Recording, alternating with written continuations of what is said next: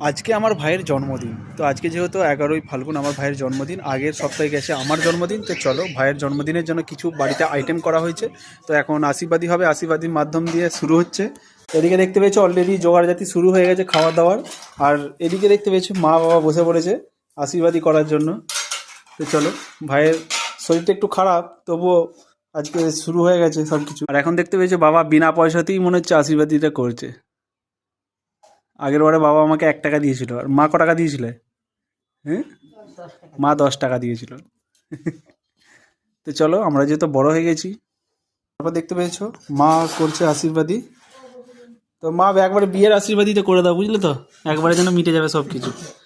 তাহলে দ্বিতীয়বার আর আইবুড়ো ভাতটা খাওয়াতে হবে না।